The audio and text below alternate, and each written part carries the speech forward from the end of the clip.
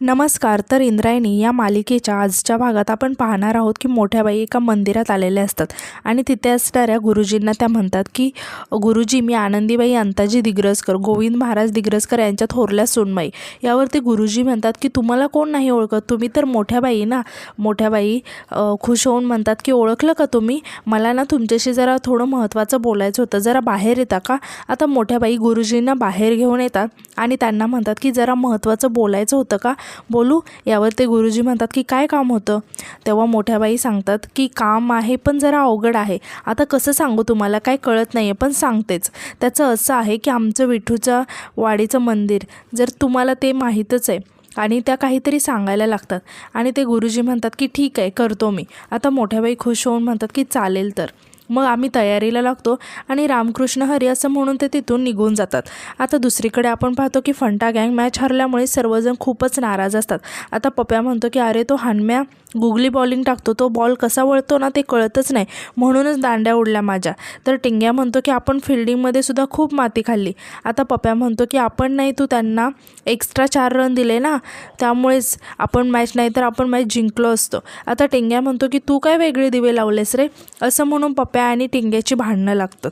तेव्हाच इम्रान त्या दोघांनाही शांत करत म्हणतो की गप्प बसा, हरलोय ना आता आपण मॅच. आता इंदू गोपाळजवळ येत त्याला म्हणते की गोप्या, तू दुसरी रन घ्यायला पाहिजे होत्या. तू जर ती रन घेतली असती ना तर शेवटच्या बॉलला चौका मारला असता. यावर गोपाळ रागाने इंदूला म्हणतो की इंदे, तुला पळायला कोणी सांगितलेलं? एकच रन होती तिथे, दुसऱ्या रनसाठी कशाला पळाली होतीस? आणि हातात बॉल होता त्याच्या, आऊट झाली असतीसच तू, आणि झालीसच ना. आता इम्रान गोपाळला म्हणतो की गोपाळ, तू जर पहिलं रन नीट काढले असते ना तर दुसरे रन सहजच निघाले असते. आता पप्प्यासुद्धा गोपाळला म्हणतो की मॅच ना आपल्या हातात होती, तू जर पळाला असताना तर आपण सहज जिंकलो असतो. आता हे सगळ्यांचं ऐकून गोपाळाला खूपच राग येतो आणि तो रागाने सगळ्यांना म्हणतो, तुम्ही सगळेजण मलाच का बोलताय? अरे 4 बॉलवर आपल्याला 3 रन पाहिजे होते फक्त. या इंदीने स्टार्टिंगचे 2 बॉल खाल्ले ना, म्हणून आपल्याला शेवटच्या 2 बॉलवरती प्रेशर आलं. आता पप्या म्हणतो की इंदूचा त्यात काय दोष नाही आहे, तूच पळायला पाहिजे होतंस. आता तेव्हा गोपाळ म्हणतो की म्हणजे तुला असं म्हणायचं की माझ्यामुळे आपण मॅच हारलो? तर पप्या म्हणतो की अरे असं नाही रे गोपाळ. आता गोपाळ पप्यावर ओरडत म्हणतो की या इंदीने 2 बॉल खाल्ले तेव्हा तुम्ही काय बोलला का तिला? म्हणजे तुम्हाला असं म्हणायचं आहे का इंदू माझ्यापेक्षा चांगलं खेळते आणि मी खेळत नाही? आणि गोपाळ म्हणतो की चालतंय, याच्यानंतर मी ना तुमच्यासोबत कुठलीच मॅच खेळायला येणार नाही, असं म्हणून तो जायला लागतो. आता पप्या त्याला अडवायला लागतो. तेव्हा गोपाळ म्हणतो की पप्यावरती ओरडत म्हणतो की हात लावायचं काम नाही आहे, बाजूला सरक. दुसरीकडे आपण पाहतो की इंदू नारायणी आणि शकुंतलाला चिवडा मागत असते. तेव्हा शकुंतला म्हणते की मोठ्या बाईंनी चिवडा जरा जास्तच केला आहे, म्हणून काही सारखा मागायचा असतो का? इंदू म्हणते की चिवडा खूपच छान झाला आहे ना, म्हणूनच सारखा खावंसं वाटतो, द्या ना. तेव्हा नारायणी आणि शकुंतला दोघेही इंदूला चिवडा द्यायला नाही म्हणतात. आता शकुंतला नारायणीला एक यादीचा कागद देत म्हणते की नारायणी, ही घे यादी आणि वाण्याकडे जाऊन सामान आण. तेव्हा इंदू नारायणीच्या हातातून कागद हिसकावून घेते आणि म्हणते की मी जाणार आहे. यावर शकुंतला आणि नारायणी दोघीही नाही म्हणायला लागतात. शकुंतला म्हणते की नाही, मोठ्या बाई आम्हाला ओरडतील. आणि म्हणते की इंदू म्हणते की नाही, मला माझ्या आवडीचं काम करू द्या ना. नारायणी म्हणते की असं नको करूच, नाही तर आम्हाला आई ओरडेल. आता इंदू म्हणते की जर तुम्ही मला माझ्या आवडीचं काम करू दिलं नाही ना तर तुमचं नाव मी मोठ्या बाईंनाच सांगेल, मग बघा तुम्हाला काय करायचं ते. नारायणी म्हणते की बघितलं का, आईच्या नावाने धमकी द्यायला लागली आता. आणि ती म्हणते की बरं जाते, ते पिशवी ठेवली आहे ना ती घेऊन जा आणि सगळं सामान व्यवस्थित घेऊन जा आणि लवकर जा आणि लवकर ये. तेव्हा इंदू म्हणते की मोठ्या बाईंना सांगू नका की मी दुकानात सामान आणायला गेले. तितक्या तिथे प्रेमनाथ येतो आणि इंदूला हात जोडून म्हणतो की बाल कीर्तनकार इंद्रायणी, घाईघाईत कुठे निघालात? तेव्हा इंदू हात पाठीमागे लपवते आणि म्हणते की नाही, कुठे नाही. तेव्हा प्रेमनाथ विचारतो की काय लपवत आहे? तेव्हा इंदू काहीच न बोलता तिथून हळूच निघून जाते. आता प्रेमनाथ शकुंतला आणि नारायणीला विचारतो की काय मस्त खमंग वास सुटला, काय लाडू बनवत आहे का बेसनाचे? तेव्हा नारायणी सांगते की नाही, रव्याचे होत आहेत अजून. आता प्रेमनाथ विचारतो की काय हो, हे लाडू आणि चिवड्याचं प्रकरण आता अचानक कसं काय? तेव्हा शकुंतला सांगते की हो, आज एकादशीचं कीर्तन आहे ना, तेव्हा येणाऱ्या पाहुण्यांसाठी फराळ बनवते. आता नारायणी प्रेमनाथला चहा देते. तेव्हा प्रेमनाथ शकुंतलाला म्हणतो की चुलत सासूबाई, तुम्हाला सांगतो तुमच्या हाताखाली आमची बेटर हाफ चांगली तयार होते बरं का. नारायणी खूपच रागाने प्रेमनाथकडे बघत असते. आता प्रेमनाथ म्हणतो की नारायणी, आमच्या चुलत सासूबाईंकडून चांगली चांगली कामं शिकून घ्या. शकुंतला म्हणते की जावई बापू, आमची नारायणी आहेच हुशार, तिला कोणी काही शिकवायची गरज नाही. प्रेमनाथ म्हणतो की तसं नसतं चुलत सासूबाई, जगात सगळ्यांना कोणाकडून काही ना काहीतरी शिकावंच लागतं. आता आम्हीच बघा ना, पाठराखीन बाईंकडून किती चांगल्या चांगल्या गोष्टी शिकलो. त्यांच्या कीर्तनातून जगाचं काय आमचंसुद्धा प्रमोदन होत आहे.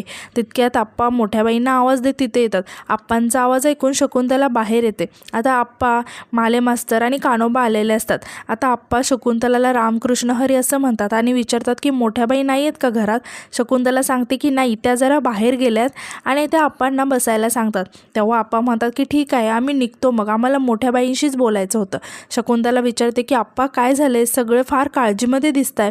तेव्हा प्रेमनाथ आणि नारायणीसुद्धा बाहेर येतात.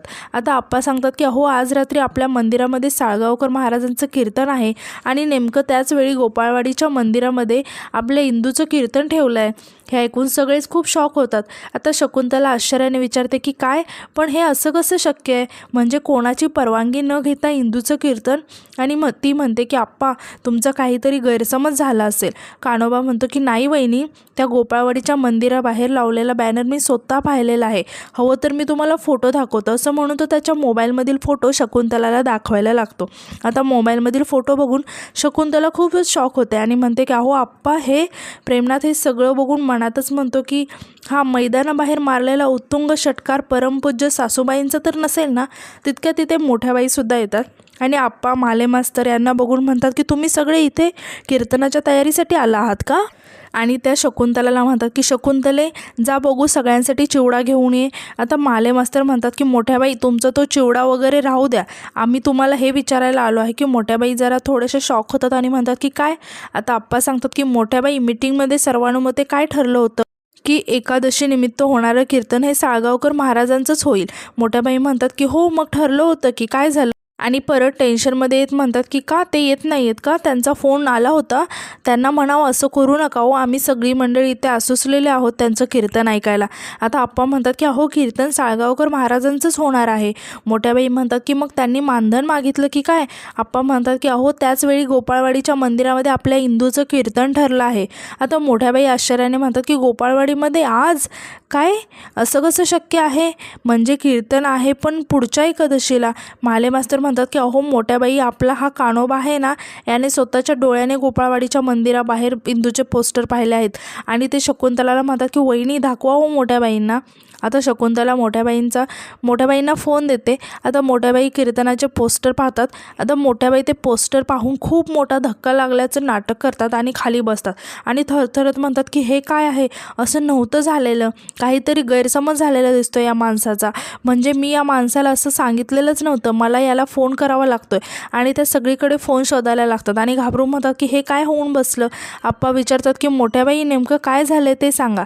आता मोठ्याबाई घाबरत म्हणतात आणि अडखळत म्हणतात की आप्पा काय झालंय, मी त्या माणसाला म्हणलं कीर्तन ठेवायचं आहे तर ठेवा, पण पुढच्या एकादशीला, म्हणजे बालकीर्तनकार इंद्रायणी आमच्या विठूच्या वाडीमध्ये कीर्तन आहे ना, पण आता नाही, पुढच्या एकादशीला. आपली परंपरा आहे ना, कोणाला नाही म्हणायचं नसतं. पण हे असं कसं झालं, ते असं एकदम ठरवतील असं नव्हतं वाटलं मला, आणि घाबरून माझं चुकलं, विठुराया मला माफ कर असं म्हणायला लागतं. दुसरीकडे आपण पाहतो की गोपाळ एकटाच विचार करत बसलेला असतो.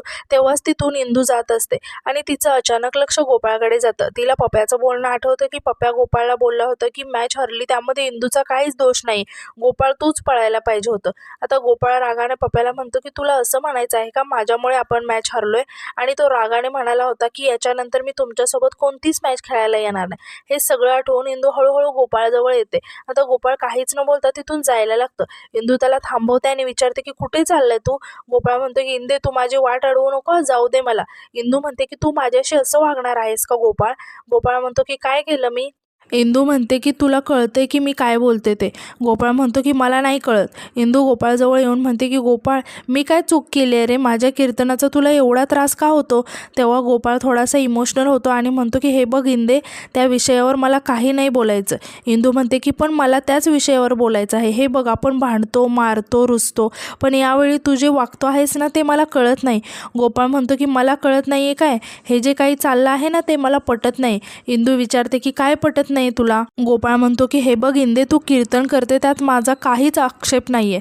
तुला आधीसुद्धा सांगितलं होतं आणि आत्तासुद्धा हेच सांगतोय की हे मला पटत नाही आहे. इंदू म्हणते की गोपाळ, व्यंकू महाराजांनी मला जे शिकवलं तेच करते मी. गोपाळ म्हणतो की म्हणजे तू कीर्तन करते यावर माझं काहीच म्हणणं नाही आहे. तुझं कीर्तन झाल्यापासून हे जे काही चाललं आहे ना तेच पटत नाही आहे मला. म्हणजे पोरं कशी वागवतात तुला, लोक कशी वागतात तुझ्याशी, तू पण तसंच वागते का लोकांशी?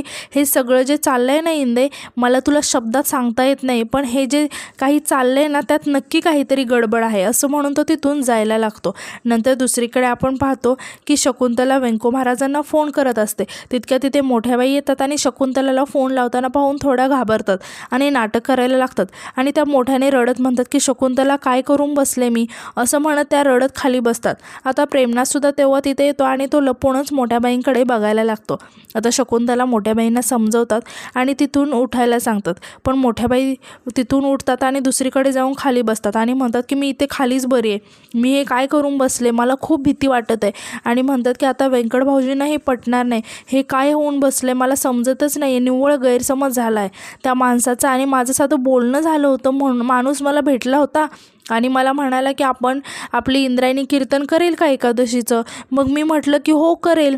आता त्या माणसाला साधी अक्कल पाहिजे की आपल्याकडे विठ्ठल मंदिरामध्ये एकादशीचं एवढं मोठं कीर्तन आहे, मग मी आजसाठी का हो म्हणेल? मला वाटलं पुढच्या महिन्यासाठी विचारतोय, पण या माणसाने एवढा मोठा गाजावाजा केला आणि आजचं कीर्तन ठरवून टाकलं. आता त्या माणसाला मी फोन केला, म्हणलं दादा काहीतरी गैरसमज झाला, एकादशीचं आजचं कीर्तन नव्हतं ठरलेलं. तर म्हणतो असं कसं काय करताय, असं नका करू, फोनवरूनच हातापाया पडायला लागला. तो म्हणतोय जर कीर्तन नाही झालं ना तर पाप लागतं. शकुंतला म्हणते की मोठ्याबाई त्रास करून घेऊ नका, गैरसमज आहे हा. मोठ्याबाई म्हणतात की काय करावं, काही सुचतच नाही, खूप भीती वाटते. आणि म्हणतात की एक सांगू का, तू व्यंकट भाऊजींना फोन करू नको. तेव्हा शकुंतला शॉक होऊन मोठ्याबाईंकडे बघायला लागते. आणि आजचा भाग इथेच संपतो. धन्यवाद.